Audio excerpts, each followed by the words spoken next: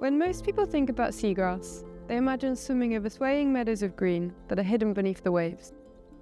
But here, on the muddy edge of our coastline, another species of seagrass grows.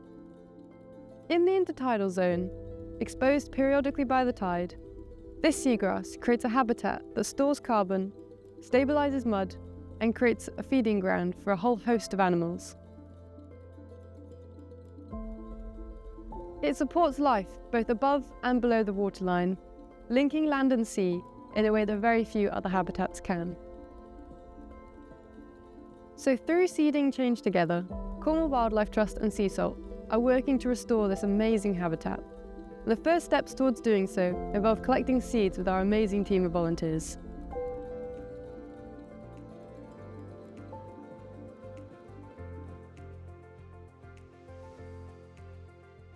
Hi, I'm Amy and we're here with Cornwall Wildlife Trust to collect seeds for seagrass restoration.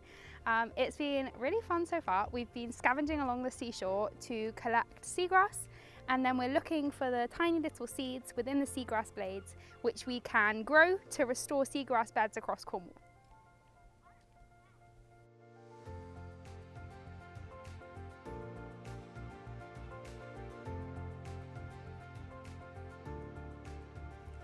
We're just back from going out on the mud to collect more seagrass seeds, and it was loads of fun. We got very muddy and it was quite hard work, but there's a great process for making sure that we don't disturb the mud, as the seagrass has stored loads of lovely carbon from the atmosphere down into the mud, and if you put big footprints in it, then it can release that back in the atmosphere as well as break the seagrass itself. So we worked in a team to make sure we laid out a series of bodyboards which we walked along in our mud shoes, and then you lie down on the bodyboard and search for those seagrass seeds in amongst the bed of seagrass now the tide has gone out. And it was quite hard getting your eye in at first, but we managed to collect about 1,400 seagrass seeds which will be restored here in Cornwall.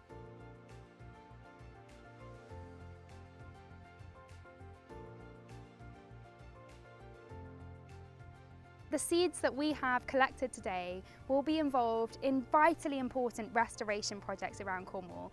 And who knows, maybe in a decade time I can come back and snorkel amongst thriving seagrass beds that I know I've contributed a tiny little part to.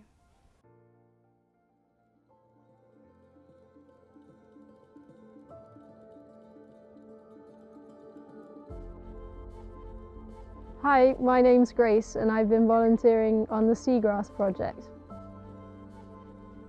After picking, the seeds were stored in mesh bags under a pontoon in Falmouth.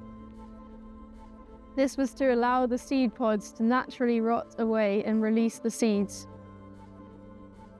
So I was part of the volunteer group of seed sitters, where each session we would lift and clean the containers and sort through the mesh bags.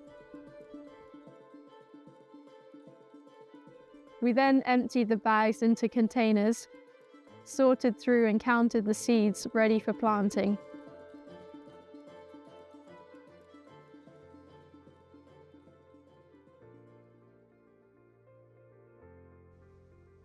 We've been out here today planting seagrass.